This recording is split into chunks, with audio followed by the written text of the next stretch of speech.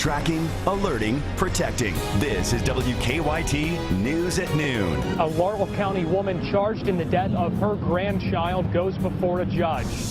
The Duke and Duchess of Cambridge visit the September 11th Memorial and Museum. I'm Marley Hall in New York with that story coming up. Still have a bit of a mix outside on First Alert Defender Live radar. It's not much, sprinkles, a couple of flurries here and there. But I think it starts to pick on up as we head throughout the day and off into the night. And I'll go over the latest forecast with you coming up. WKYT News at Noon starts right now.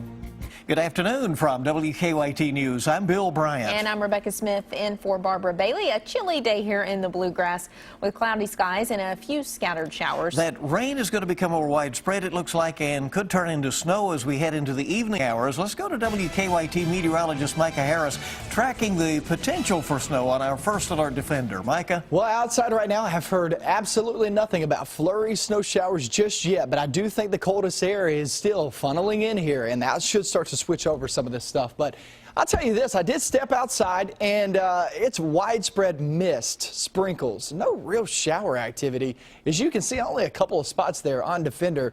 But what it looks like outside is nothing's going on, but that's not the case. Still getting those sprinkles, mist, just very widespread. And it's not adding up to much, but it is pretty annoying walking out into it. So that's going to be the look. You see a very dreary day, and it's not going to change. Don't expect any sunshine for today at all. 30s right now, 36 in Lexington. Look, what you see here on the screen, that doesn't change that much. Maybe a degree or two, maybe, as we work our way through the rest of the afternoon at 38 degrees. It's no chance. I think the best opportunity to see some snowflakes is really later on this evening and off into the night. We'll go over those details and what you can expect out of that coming up. Micah, thank you. In the news at noon, the case against a Southern Kentucky grandmother accused of causing a crash that killed her 6-month-old grandchild is moving forward. Investigators say Melissa Worstel was on drugs when her car hit a telephone pole last week. She made her first appearance in court this morning in Laurel County. WKYT's Garrett Weimer is in London now with the latest, and it's our top story at noon. Garrett? Melissa Worstel went before a judge this morning and in a brief appearance waived her case to a grand jury.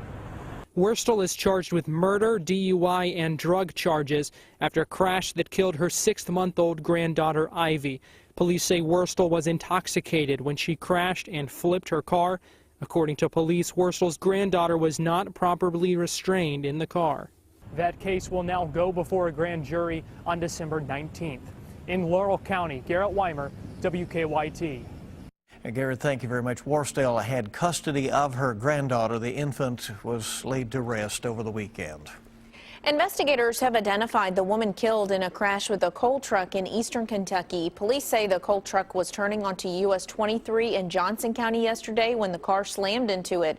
The coroner says 80-year-old Orpha Childers died. Her daughter, Paula Fields, was flown to the hospital.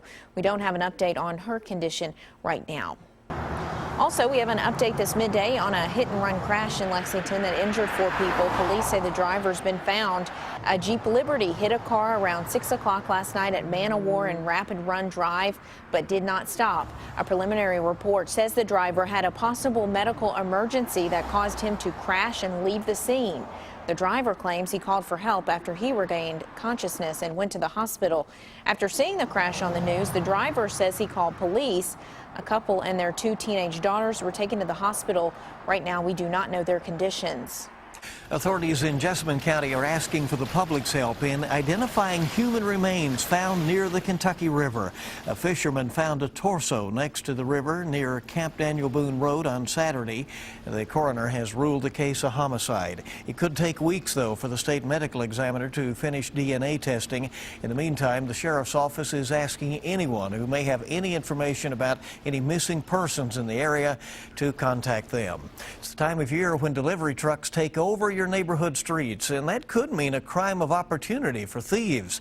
Police are warning against having packages left on front porches when no one is home during this holiday season. Last year, Lexington had people targeting certain neighborhoods and taking packages off of porches. Something else police say happens this time of year is mail theft because thieves know there could be money inside.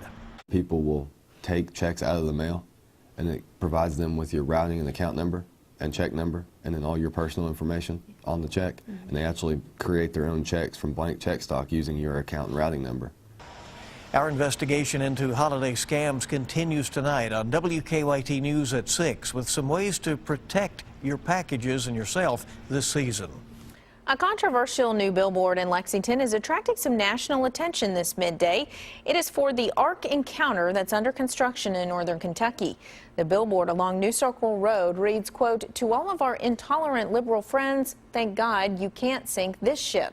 The park's parent company says there will be 16 of these billboards across the country fighting for what they call misinformation by the media. Jim Beam, the best-selling brand of Kentucky bourbon in the world, asking for state incentives to bring an urban stillhouse to downtown Louisville. The attraction is proposed for 4th Street Live, the city's entertainment and dining district. Jim Beam already has the American Stillhouse at its distillery in Claremont outside Bardstown.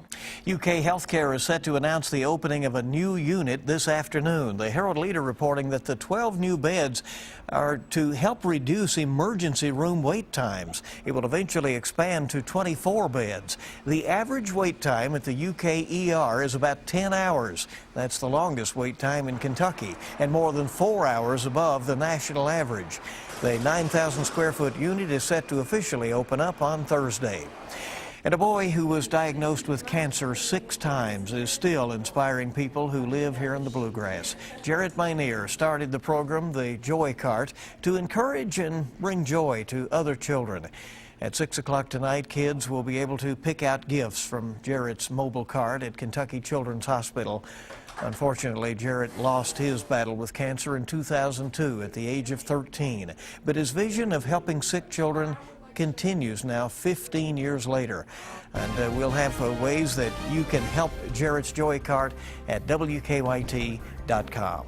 Former Cat and current Washington Wizards guard John Wall shows his tender side during a post-game interview. Wall led his Wizards team to a win in double overtime after the game. And this has been all the talk today. Wall was pretty emotional in an interview with the reporter, but it wasn't exactly what happened on the court that had their attention. WKYT's Sean Moody at the live desk with his emotional response. Hey there, Bill and Rebecca. It was an emotional game for John Wall. He had befriended a young girl fighting cancer several months ago and had grown close to her. Before the Wizards game on Monday night, though, he found out that she had died. Wall had spent time with 6-year-old Maya Telemake Nelson and had grown close to her and her family. According to the Associated Press, Wall would write Maya's name on his shoes when he played and made a push on social media to help her meet Nicki Minaj. He said he felt it was important to give back to the community and he wanted to use his high profile to bring her some joy. Before the Wizards game against the Celtics Monday night, Maya died. Wall scored 26 points in the double overtime win and dedicated the win to her in an emotional post-game interview. Man, this is an emotional game for me. This is for Maya, one of my close friends I lost that I met last year. And it's just tough, man. I mean, to see a little kid that fights so hard for cancer and can't beat it. This game's for her, man. All my jerseys, my shorts, I'm going to give it to her family. It's a tough day for me. And I was really quiet today. So. It was tough. I'm talking to you before the game, and you're never like this. She really touched your heart, didn't she?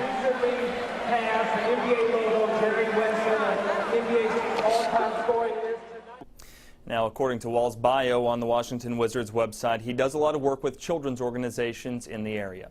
At the live desk, Sean Moody, WKYT.